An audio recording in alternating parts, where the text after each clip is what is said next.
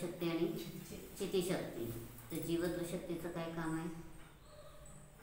जिवंत राहतो, मरणावस्थेला कशावर जगतो हा प्रॉब्लेम जीवत्व शक्तीने सोडवला. आणि कसं जगतो हे कोणी सांगितलं? तर कसं जगतो हे चितिशक्तीने सांगितलं. म्हणून आम्ही कशावर जगतो? तर जीवत्व शक्तीवर. अन्न हवा पाण्यावर जगत नाही. आणि चितिशक्तीने काय सांगितलं? मी चैतन्य रूपाने जगतो. म्हणजे आपल्यामध्ये चैतन्य उसळायला पाहिजे. आणि असं आपल्याला जर झालं तर आपल्याला आत्ता पण शांती आहे आणि पुढं पण शांती आहे. जर आपल्याला चैतन्य उसळलं नाही तर आत्ता पण दुःख आहे आणि पुढं पण दुःखच आहे. म्हणून आपल्याला आपल्या चैतन्य स्वरूपाला जाणायचं आहे. मग आपल्यामध्ये चेतना वर लागलं ना, आपल्यामध्ये चैतन्य कसं आहे? प्रत्येक क्षणी आहेच. आणि त्या चेतनेला आपण जाणलं तर आपल्याला आत्ता पण शांती आहे आणि पुढं पण शांती आहे. आणि चेतनेला जाणलं नाही तर आपल्याला आत्ता पण दुःख आहे आणि पुढं पण दुःखच आहे. म्हणून इतकं आपण आतमध्ये स्वतःच्या आपण स्वतःच्या चैतन्य स्वरूपाला जाणू लागलो तर आपण शांतीनं जगतो. म्हणून कशावर जगतो हे कोणी सांगितलं? जीवत्व शक्तीने. आणि कसं जगतो हे सांगितलं? चितिशक्तीने सांगितलं. चितिशक्तीने सांगितलं चैतन्य रूपाने जगतो. हो ना. कशावर जगतो हे कोणी सांगितलं? जीवत्व शक्तीने. आणि कसं जगतो? चितिशक्तीने चैतन्य रूपाने एव्हरग्रीन जगतो. मग आपल्याला हे जर समजलं तर आपण आपल्या ज्ञानदर्शन स्वरूपाची काय करतो? रुची करतो. आणि बाहेरची रुची आपल्याला तर अनादिकालापासून आपण खूप केली आणि त्यामुळेच तर आपण संसारामध्ये झटकटच राहिलो. आणि तेच जर आपण आपल्या चैतन्य स्वरूपाला जाणलं तर आपली ही सगळी दुर्दशा काय होते?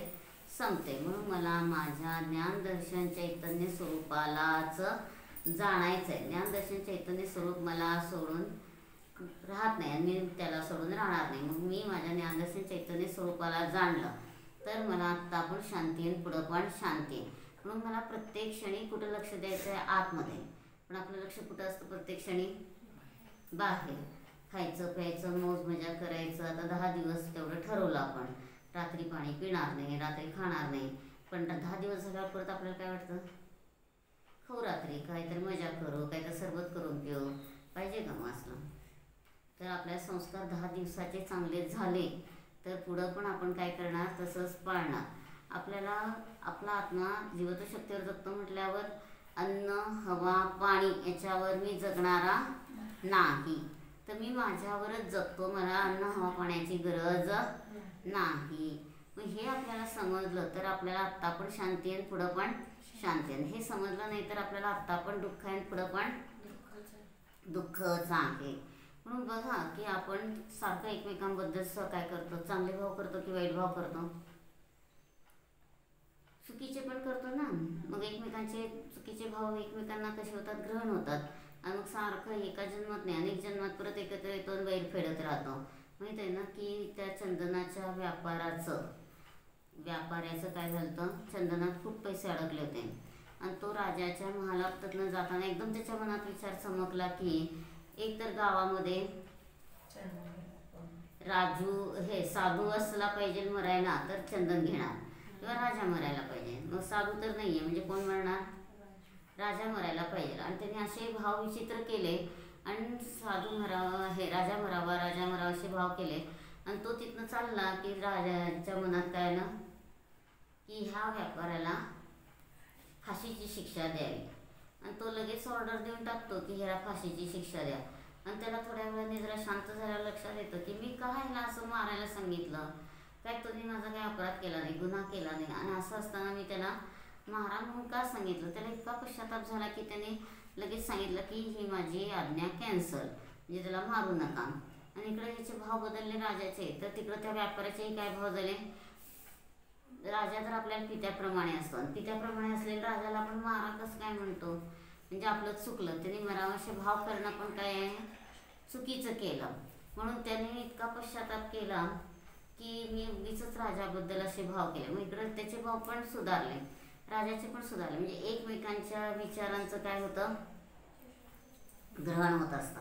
म्हणून मला कोणाबद्दल चांगले पण विचार नको आणि वाईट विचार पण नको. मी माझा काय आहे? जाणणारा जीव आहे. आणि असं आपल्या जाणणं स्वभावाला आपण जाणू लागलो तर आपल्याला आत्ता पण शांती आहे, पुढं पण शांती आहे. आणि आपण आपल्या जाणणं स्वभावाला जाणलं नाही तर आपल्याला आत्ता पण दुःख आहे आणि पुढं पण दुःखच आहे. म्हणून आपल्याला जीवनात दुःख नको असेल, शांती हवी असेल तर आपण प्रत्येक क्षणी काय करायचं, स्वतःला जाणायचं. आणि स्वतःला जाणलं तरच आपण शांतीने जगू शकतो. म्हणून मी कसं आलो, एकटा राहणार, एकटाच जाणार. ह्या संसारात माझं पूर्वी पण कुणी नव्हतं, आत्ता पण कुणी नाही आणि पुढे पण माझं कोणी असणार नाही. असं जर आपण विचार केला तर आपण कुणामध्ये अडकणार नाही. बसा बसा, तिथंच बसा, जागा आहे तुम्हाला तिथं. म्हणून आपल्याला काय करायचं आहे की मला माझी आता थोडा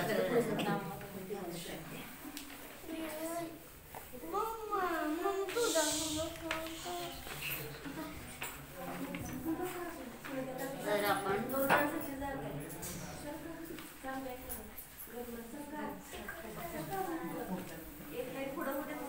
मी स्वरांनी तर घेऊन कसं म्हणजे पोरांना कळत नाही, त्यांना तिकडं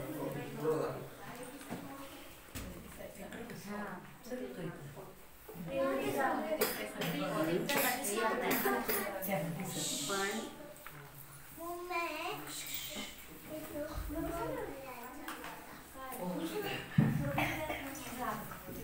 काय झालं की राजाचे पण भाव त्या व्यापाराला मारू नये असे झाले. आणि व्यापाराचे पण भाव काय झाले, चंदनात आपले पैसे अडकले तर अडकू देत पण राजा मरावा असे मी भाव केले, चुकलं. मग आपण स्वतः काय करत असतो, एकमेकांच्या विचाराचं ग्रहण करतो की नाही. ग्रहण कसं करतो एकमेकांचे, कुणी आपल्याला चांगलं म्हटलं की आपण त्याला चांगलं म्हणतो, कुणी आपल्याला वाईट म्हटलं की आपण त्याला वाईट म्हणतो. म्हणून मला कुणाला चांगलं पण म्हणायचं नाही, कुणाला वाईट पण म्हणायचं नाही. मी माझा जाणणारा आहे आणि असं मी जाणणार आहे असं आपण जाणू लागलो तर आपल्याला आत्ता पण शांती आहे, पुढं पण शांती.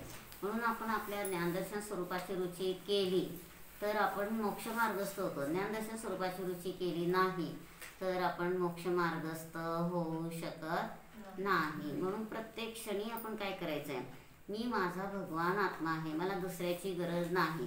मग कशावर जगतो कळलं, जीवत्व शक्तीवर जगतो. बोला म्हणजे तोंडात शब्द बसतात. आपण कशावर जगतो, जीवत्व शक्तीवर जगतो. आणि कसं जगतो, चिती शक्तीने चैतन्य रूपाने जगतो. मग मला बाहेरच्या अन्न हवा पाण्याची गरज नाही. आणि हे जर आपल्याला समजलं तर आपण सारखं मला हे पाहिजे ते पाहिजे असे खोटे विचार करणार नाही. म्हणून आपल्याला काय आहे की मला माझ्या ज्ञानदर्शन चैतन्याचीच रुची करायची आणि चैतन्य स्वभाव सोडून मला दुसरं काहीच नको. मग शरीर आपलं दिसतंय, शरीर आपलं आहे का, शरीर आपलं नाही. मग मी शरीरापासून कसं आहे, अत्यंत भिन्न आहे. मग शरीर हे कसं आहे की पूर्वीही आपल्या संयोगात आलेलं होतं, आत्ताही आलं आणि पुढे येईल. पण ते आपलं होतंय का, ते आपलं होत नाही, आपण त्याचे होत नाही. हे जर समजलं तर आपण ह्या शरीरामध्ये एकत्व बुद्धी करणार नाही. आणि शरीराला किती खाऊस केली, मौस केली, खाऊ घातलं, पिऊ घातलं तरी एक दिवस आपलं आयुष्य संपल्यावर आपण मरणार. तर आपण पुढच्या जन्मी शरीराला घेऊन जाणार का, बरोबर घेऊन जाऊ शकत नाही. म्हणून आपल्याला लक्षात घ्यायचं आहे की मला माझ्या ज्ञानदर्शन स्वरूपाचीच रुची करायची आहे. ज्ञानदर्शन स्वरूप सोडून मला दुसरं काहीच नको. म्हणून आपण आपल्या ज्ञानदर्शन स्वरूपात राहू लागलो तर आपल्याला आत्ता पण शांती आहे, पुढं पण शांती आहे. मग बघा आता एक काय झालं, मुलगा जोरात गाडी मारत चाललेला असतो आणि तेवढ्यात एक मध्ये वासरू आलं आणि त्याला ते धक्का लागला आणि तो मेला की सगळे लोकांनी गोंधळ करून काय केलं की त्याची तक्रार त्याची आईच असते, अहिल्याबाई, तिच्याजवळ जाऊन केली की असं असं त्याला आता काय शिक्षा देता द्या. ती म्हटली ज्यांनी मृत्यू केलं त्याला मृत्यूदंडच असतो म्हटले. मुलगा आहे म्हणून मी काय तिथं बदलणार नाही आहे आज्ञा. आणि असं म्हटल्यावर तर त्या सुनेला खूप वाईट वाटलं आणि ती आली तिथं सासूबाईंकडं. पण ती काय आता बोलणार, ती सासू तर काय आता ती कडक असते. आणि मग ती येऊन तिथं थांबली आणि थांबल्यानंतर काय झालं, ज्या गाईचं वासरू होतं त्या गायीने तिथं जाऊन बघितलं आणि ते मेलंय म्हटल्यावर वासरू तिला वाईट वाटलं. पण वाईट वाटल्यानंतर तिला जरा हा गोंधळ सगळा लक्षात आला की आता त्या मुलाला मृत्यूदंड देणार आहेत. तर तिनं काय केलं, येऊन त्या अहिल्याबाईच्या तिथं येऊन त्या अहिल्याबाईला काय करू लागली, ती फेऱ्या घालू लागली. म्हणजे तिचं आता तिला बोलता नाही येत, आपल्यासारखं सांगता येत नाहीये, तरी सुद्धा तिनं काय केलं, येऊन आपले भाव प्रदर्शित केले. आणि मग तिथं काय झालं तर त्या मुलाची मृत्यूदंडाची शिक्षा कॅन्सल झाली. म्हणजे तीच आईच सांगते मला त्याचं दुःख आहे, मग आता परत दुसऱ्याला तसं दुःख होऊ नये म्हणून तशी शिक्षा नको. म्हणून यातनं आपल्याला लक्षात काय घ्यायचं की आपण स्वतःच्या ज्ञानदर्शन स्वरूपाला जाणलं तर आपल्याला आत्ता पण शांती आहे, पुढं पण शांती आहे. आणि ज्ञानदर्शन स्वरूप जाणला नाही तर आत्ता पण दुःख आहे, पुढं पण दुःखच आहे. म्हणून प्रत्येक क्षणी आपण आतमध्ये भेदविज्ञान करायचं. मी शरीरापासून अत्यंत भिन्न आहे, मी शरीराला माझ्याबरोबर पुढच्या भावात घेऊन जाणारा नाही, शरीर इथंच पडणार आहे, मी माझं निघून जाणार. म्हणून शरीर माझं बिलकुल नाहीच. मग शरीराला असं पाहिजे तसं पाहिजे, सगळे खोटे विकल्प काय झाले, संपले. म्हणून आपण काय आहे की मी माझा ज्ञानदर्शन चैतन्यमय स्वरूपी जीवच आहे असं आपण जाणू लागलो तर आपल्याला शांती आहे. ते जाणलं नाही तर सगळी काय आहे, आकुलता व्याकुलता. म्हणून आपल्याला आता 10 दिवसामध्ये उत्साह असतो, उपवास करावं, एकासन करावं, काही ना काही करावं. आता 10 दिवसात रात्री पाणी पिणार नाही म्हणते ही, मग 10 दिवसातच कशासाठी, रोजच आपण त्या पाण्यावर जगत नाही आहे हे आपल्याला समजलं तर आपण रात्री रोजच काय करणार, पाणी पिणार नाही. 6 वर्षाचा कनक शांती आई बरोबर, आई ध्यानाला बसली की तो पण बरोबर बसायचा ध्यानाला. तुम्ही बसता का, आई ध्यानाला बसल्यावर आपण सगळेजण आई बरोबर बसतो का ध्यानाला,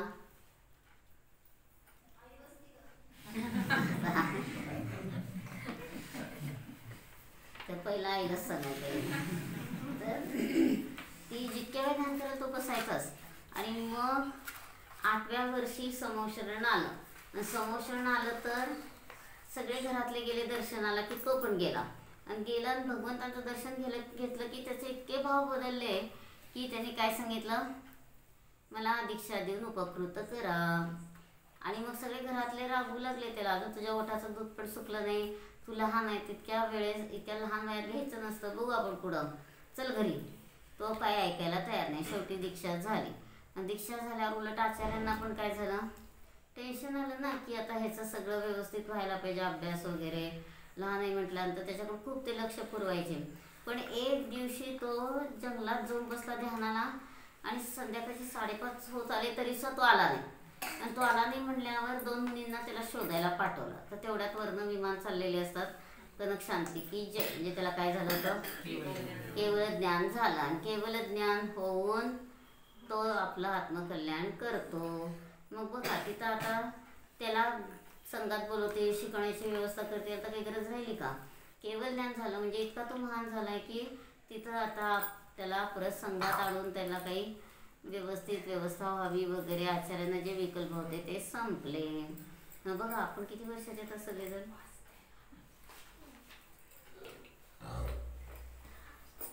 किती वय आपलं, 12-9. शरीराचं झालं 12-9. जीवाचं वय किती आहे, अनादी अनंत. अनादी म्हणजे स्टार्टलेस आणि अनंत म्हणजे एंडलेस. मग असं अनादी अनंत आपलं जीवाचं वय आहे. आणि शरीराचं वय किती आहे, 10, 12, 20, 25 काय असेल ते. आणि मग ते शरीराचं वय म्हणजे माझं वय नाही. म्हणून मी माझा ज्ञानदर्शन स्वरूपी चैतन्यमय काय आहे, जीवच आहे. आणि असं आपण आपल्या ज्ञानदर्शन चैतन्य स्वरूपाला जाणलं तर आपल्याला शरीरापासून आत्मा भिन्न आहे कळालं. आणि आत्मा कसा आहे, अमूर्तिक आहे, इनविजिबल आहे, डोळ्यांनी दिसत नाही. मग असं आपलं अमूर्तिक आत्मस्वरूप आपण जाणू लागलो तर आपल्याला आत्ता पण शांती आहे, पुढं पण शांती आहे. अमूर्तिक आत्मस्वरूप जाणलं नाही तर आपल्याला आत्ता पण दुःख आहे, पुढं पण दुःख आहे.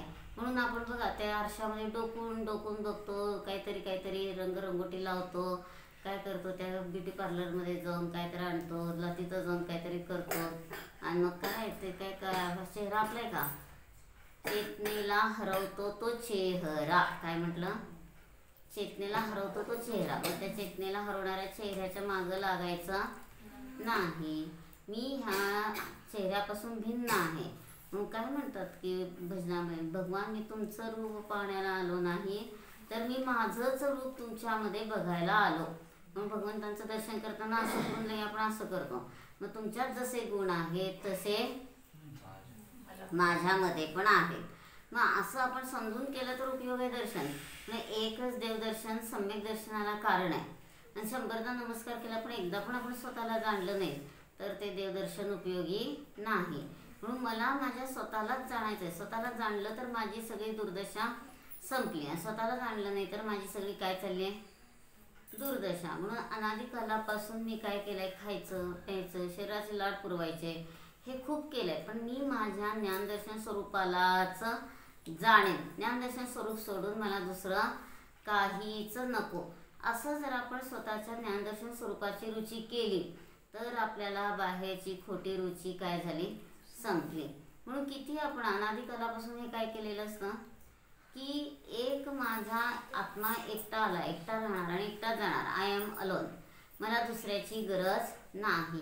हे जर आपण भेदविज्ञान केलं तर आपण आत्ता पण शांतीने जगतो आणि पुढं पण शांतीने जगतो. आणि हे जर भेदविज्ञान केलं नाही तर आपल्याला आत्ता पण दुःख आहे आणि पुढं पण दुःखच आहे. मग जीवनात दुःख नको असेल, शांती हवी असेल तर सारखं हात डोकवायचं आहे. मी जाणणार आहे, जाणणार आहे, जाणणार आहे अशी जाणीव केली. जसं आपल्याला, तुमचं नाव काय आता, निधी, विधी. मग विधी म्हटल्यावर तुम्हाला विधी कळते की मनात असतंच माझं नाव हे आहे, मग असतंच मनात, आपल्याला म्हणावं लागत नाही. मग तसं मी ज्ञानमय आहे असं आपल्याला म्हणावं लागत नाही. आतमध्ये आपण सारखं मी ज्ञानमयाची जाणीव केली तर आपल्याला आत्मानुभूती झाली, सम्यक दर्शन झालं आणि आपण काय झालो, मोक्ष मार्गस्थ झालो. म्हणून आपल्याला प्रत्येक क्षणी आतमध्ये स्वतःच्या चैतन्य स्वरूपाला जाणायचं आहे. आणि चैतन्य स्वरूपाला जाणलं तर आपल्याला आत्ता पण शांती आहे, पुढं पण शांती आहे. म्हणून मी एकटा आलो हे फक्त म्हणायचे शब्द नाही आहेत, तर आत आपल्याला जाणवलं पाहिजे मी एकटंच आहे. आणि बघा आता आपल्याला वाटतं की 10 दिवसात आपल्याला काही वृद्धिसुतक येऊ नये म्हणून आपण व्रत काय करायचं असं तर कंकण घालतो. पण कंकण घातल्यावर त्याचे नियम काय काय माहीत आहेत ना सगळ्यांना, माहीत नाही. तर कंकण घातल्यानंतर गाडीवर बसायचं नाही, गाडीत बसायचं नाही, साधूसारखं जगायचं आहे कंकण घातल्यावर. आणि परत दुसरं काय नियम सांगितला, मर्यादा करायची. आणि कुठलं तरी व्रत असलं तर कंकण घालायचं आहे. आणि आता काय करू लागले तर आज दशलक्षण आहे तर 2 दिवसापासूनच घालून ठेवायचं, तरी सुद्धा काय झालं, चुकला.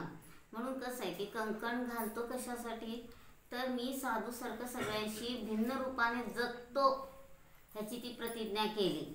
आणि मग गाडीत नाही, दिशाबंधन झालं, बाहेर कुठे हिंडाय फिरायला जाणार नाही, म्हणजे हे सगळे नियम आले. पण हां, झोपायला चटई म्हणते, गादी नाही म्हणते. तर हे सगळे नियम साधूसारखं झालं की साधूसारखंच राहायचं आहे. एक टाइम तरी असायला पाहिजे, नाही तर काय बॉस एक असं काय असतील ते जसं असेल कुठला तरी एक नियम असला पाहिजे.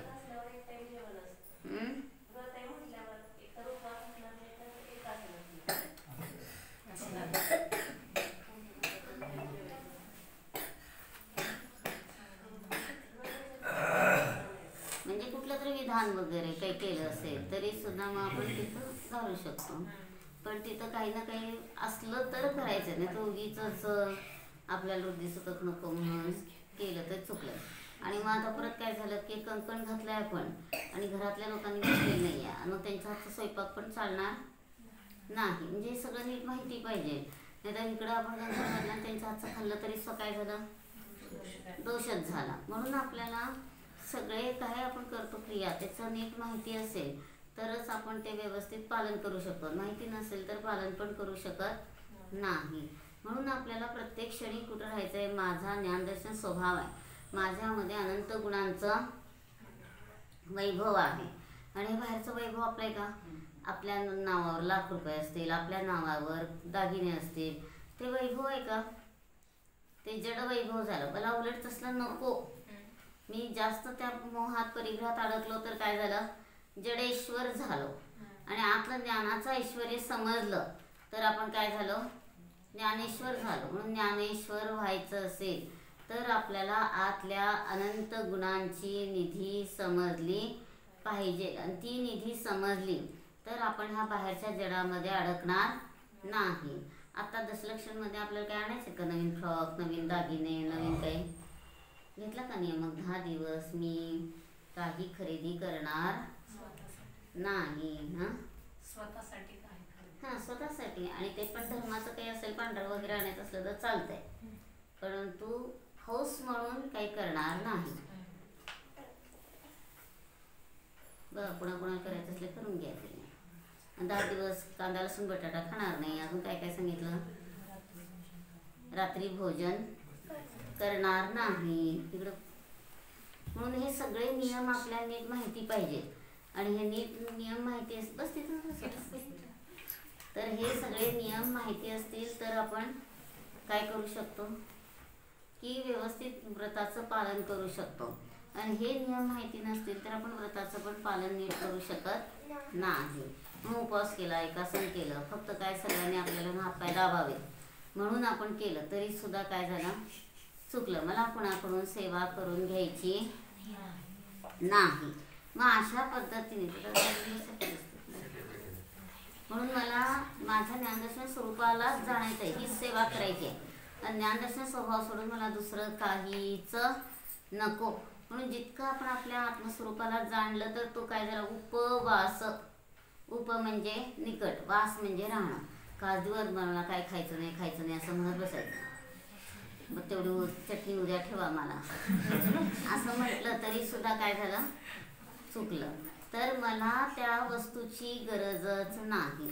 म्हणून आपल्याला तिथं प्रॅक्टिकल करायचं आहे. मी माझ्या जीवत्व शक्तीवर जगतो आणि चितीशक्तीने चैतन्य रूपाने जगतो. हे जर आपल्याला समजलं तर तिथं आपण काय करू शकतो, एव्हरग्रीन म्हणजे आपल्याला आनंदी जगता येत आहे. म्हणून माझ्या ज्ञानदर्शन स्वरूपातच मी राहणार, मला बाहेरच्या कोणाची गरज नाही. म्हणून उपवास केल्यावर सगळे आपल्याला येऊन विचारतात कसं आहे, बरं आहे का, मोठेपणा देतात. त्याच्यासाठी जर केलं तर हे फक्त लोकेशना झाली. लोकेशने करायचं नाही. तर आपल्या ज्ञानदर्शन स्वरूपाला जाय. आता काय करू नको तिथंच ठेव फक्त. तर आपल्या ज्ञानदर्शन स्वरूपाला जाणलं तरच आपण काय करू शकतो, स्वतःला जाणून आनंदाला प्राप्त होऊ शकतो. ज्ञानदर्शन स्वरूपाला जाणलं नाही तर आपण काय होतो, 24 तास दुःखाला प्राप्त होतो. म्हणून उपवास असू दे, एकासन असू देत, माझं हे प्रॅक्टिकल चाललंय. मी खरोखरच माझ्या आत्मशक्तीवर जगतो की जडावर जगतो, खाण्यावर जगतो की जीवत्व शक्तीवर जगतो, ह्याचा हे आपला प्रयोग चाललाय. हा प्रयोग आपला यशस्वी झाला तर आपल्याला शांती आहे. नाहीतर आता कधी 5 दिवस संपतेत, कधी 10 दिवस संपतेत असा विचार करू लागलो तरी सुद्धा काय झालं, चुकला. म्हणून मला हे कधी संपेल नाही, उलट अजून जास्त. म्हणून उद्यापनचा अर्थ काय सांगितलं महाराजांनी, उदयापन. उद म्हणजे फोर्सेबल, पुढं सुद्धा मी हे व्रत यापन म्हणजे निर्वाह करण्यासाठी समर्थ आहे, त्याला म्हणायचं उद्यापन. नाही तर आपल्याला काय वाटतं, एकदा उद्यापन केलं मोकळं झालं म्हणजे आपण बंधनातनं सुटलो. तर हे सुद्धा भाव काय झाले, चुकीचे आहेत. म्हणून मला हे पुढं पण मला पाळता येत आहे. तर किती जण आता पूर्वीचे लोक आहेत 16 वर्ष सोडस्करण करून संपवायचं तर ते अजून 32 वर्ष करतील किंवा अजून काय काय म्हणजे वाढवतच राहतील. मग त्यांना त्यामध्ये काय आहे की कधी संपल असे भाव नाही. म्हणून आपण आपल्या ज्ञानदर्शन स्वरूपाची रुची केली तर आपलं हे सगळं दुःख संपलं.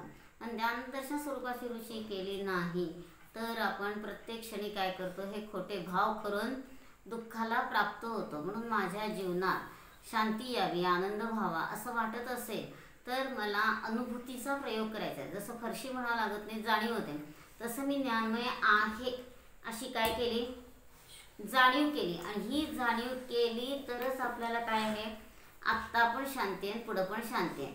म्हणून मला प्रत्येक क्षणी आतमध्ये डोकवायचं आहे. आणि आपण कुठं डोकवत असो, बाहेर कोणाला किती आले, काय आले. तर अशा पद्धतीने इकडे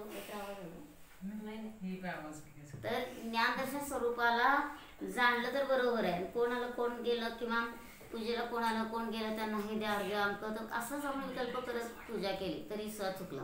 म्हणून महाराजांनी काय सांगितलं, पूजेला बसताना सुद्धा प्रत्येकाने आपापलं चढवायचं.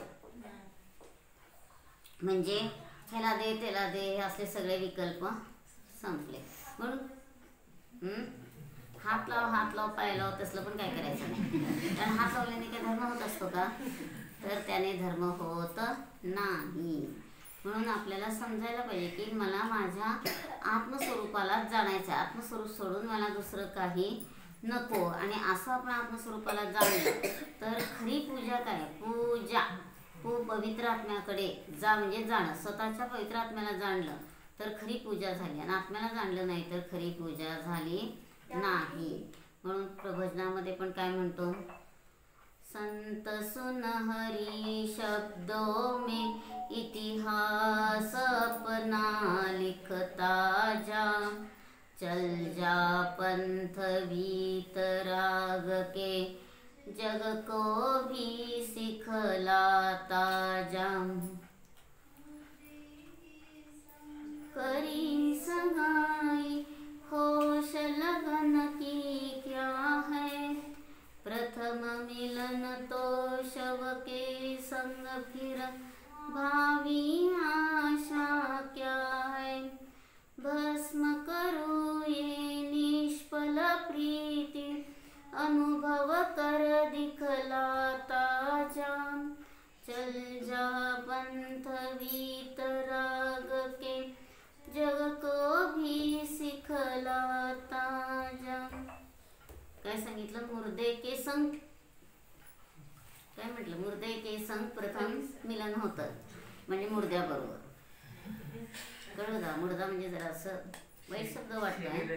तर आपल्याला पहिली भेट होते एका प्रेताची दुसऱ्या प्रेताबरोबर. आणि प्रथम मिलन तो शव के संग फिर भावी आशा क्या है. मग आपल्याला हे जर पहिलंच भेट अशी आहे म्हटल्यावर पुढं आपल्याला त्या विवाह करण्यातनं वगैरे हा काही आनंद मिळेल ही भावी आशा तर संपलीच. विवाह विरुद्ध भावा करतो त्याला म्हणायचं विवाह. सगळे विवाहातले शब्द कसे आहेत? विरुद्ध आहेत की बरोबर आहेत? बघा की नवरा बरा नसलेला नवरा, नवरी बरी नसलेली नवरी, त्याच्यानंतर नणंद नंद जी नांदू देत नाही ती नणंद, नंतर सासू कशी असते? आसू. आपण चांगलं वागलो तर प्राण धारण करते आपले, आणि आपण चांगलं वागलो नाही तर आपले प्राण घ्यायला पण कमी करत नाही. सासरा आसरा की ज्याला आधार समजतो, पण जर काय चुकलं तर संपलं. माहिती आहे ना ती गोष्ट की एका मुलीला त्यांच्या घरातल्यांनी खूप ते श्रीमंत असतात म्हणून खूप धन दिलं. जाताना परत त्या वेशीत नाही एका वेळेस जेवढी गुरं जाते तेवढी देऊन टाकली. आणि आता मग पूर्वीचा प्रवास पायी आणि आता ते चालू लागले. आणि मग कुठेतरी आता 5 वाजत आले म्हटल्यावर स्वयंपाक करायचं ठरलं. आणि ते स्वयंपाक करू लागले तर ती गुरं त्यातनं सगळी फिरू लागले.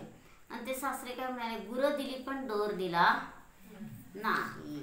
आणि ते त्या मुलींनी ऐकल्यावर ती म्हणते, कसली माणसं आहेत ही, उणं दुणं काढणार, मी त्यांच्याकडे कसं राहणार. म्हणून तिनं हातातली हिऱ्याची अंगठी काढली आणि गिळून टाकली आणि मेली. आणि ते त्या सासऱ्यांना समजलं तर ते अजून सासरे जिवंत आहेत आणि सत्यकथा आहे. आणि त्यांना इतकं वाईट वाटलं की माझ्याकडनं असं बोललं कसं गेलं, तिचे प्राण गेले. म्हणून ते आता अंथरुणाला खिळून आहेत.